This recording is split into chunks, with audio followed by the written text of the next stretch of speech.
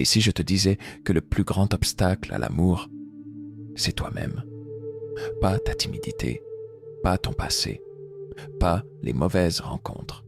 Toi, dans ce que tu refuses de voir, de sentir, d'admettre, tu crois peut-être que tu es prêt à aimer ou à être aimé. Mais ce que tu ignores encore, c'est que tu portes une part de toi-même que tu as exilée. Et c'est elle qui sabote tout. Ce que tu appelles goût, intuition ou destin en amour n'est souvent qu'un rejeu inconscient de blessures anciennes. Et tant que tu ne les regardes pas en face, tu tournes en rond. Ce que tu vas découvrir ici n'a rien à voir avec de jolies citations ou des conseils superficiels. C'est un miroir, parfois brutal, parfois libérateur, mais toujours vrai. Tu crois chercher l'amour. Et si, en réalité, tu étais en train de te chercher toi-même à travers tous les visages que tu rencontres? 1. Le miroir des relations. Tu ne rencontres jamais quelqu'un par hasard, même si tu penses que c'était une coïncidence, une application, un regard volé au détour d'un café. Ce que tu ressens face à l'autre n'est jamais innocent. Regarde de plus près. Ce regard qui te fascine. Cette voix qui t'apaise ou t'agace. Ce détail qui t'obsède sans raison apparente. Ce n'est pas l'autre. C'est toi que tu es en train de regarder sans le savoir. Chaque personne qui entre dans ta vie agit comme un miroir. Pas un miroir flatteur, un miroir brut, un miroir parfois cassé. Il reflète ce que tu ne veux pas encore voir, ce que tu cherches désespérément, ce que tu fuis sans te l'avouer. Quand tu ressens une attirance soudaine, ce n'est pas toujours de l'amour.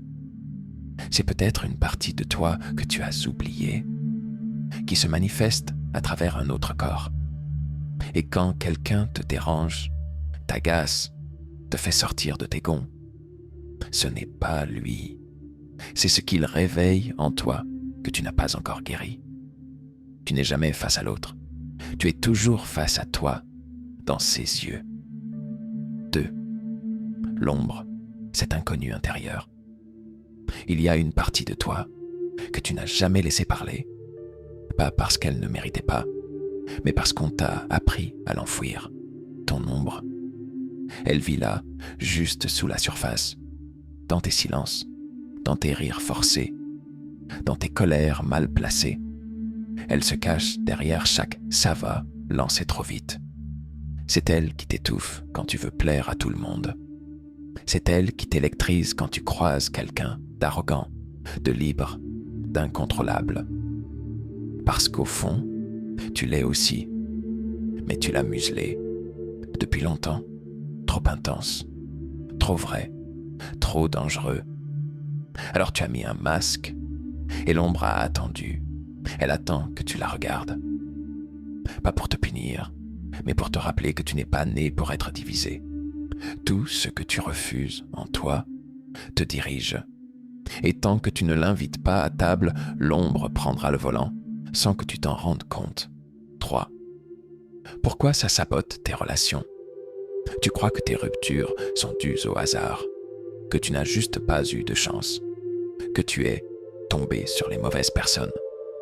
Mais la vérité est plus simple et plus dérangeante. Tu rejoues les mêmes blessures, encore et encore. Tu attires ce que tu n'as pas guéri et tu repousses ce que tu crois ne pas mériter. C'est pour ça que tu choisis des partenaires qui te font douter, te fuient ou t'écrasent. Parce qu'une partie de toi fonctionne encore sur le vieux logiciel de l'enfance. Tu ne cherches pas l'amour, tu cherches ce qui t'est familier. Même si ce familier t'a brisé, tu dis que tu veux la stabilité, la tendresse, la confiance.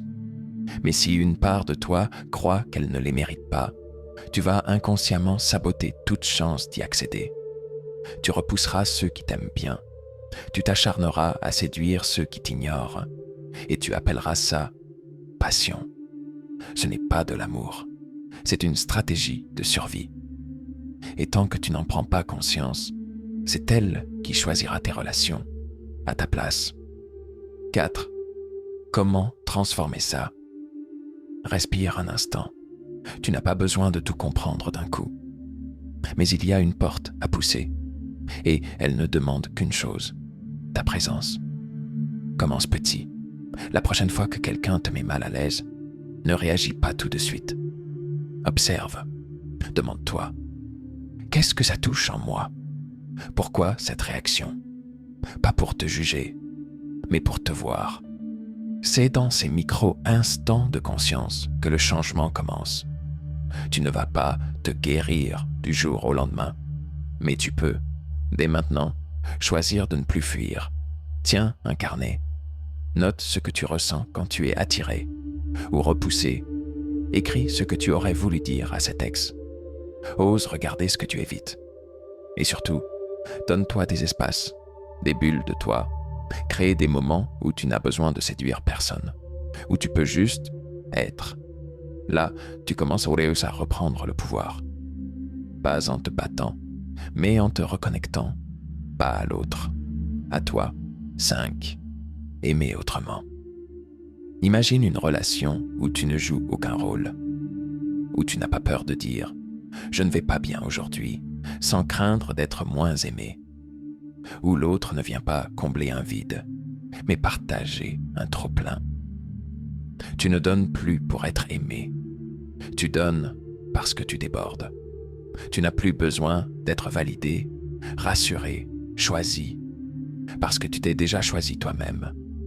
C'est une autre manière d'aimer, une qui ne court pas après, qui ne retient pas, qui ne transforme pas la peur en jalousie, le manque en obsession, le silence en punition. Quand tu aimes autrement, tu n'as plus besoin que l'autre t'appartienne. Tu es libre. Et tu laisses l'autre libre aussi. L'amour ne devient plus une lutte, ni une attente, mais une danse. Un espace où deux âmes se rencontrent pour mieux grandir ensemble, pas pour se compléter. Et ce genre de relation ne commence pas avec une déclaration. Elle commence le jour où tu oses dire « je suis complet et je t'invite, non pour me sauver, mais pour marcher avec moi ». Ce voyage que tu viens de faire à travers toi-même, il ne s'arrête pas là. Ce n'est pas une vidéo à consommer, c'est un signal, un rappel. Tu n'as pas besoin d'attendre que quelqu'un t'aime pour te sentir complet. Tu n'as pas à répéter les vieux schémas.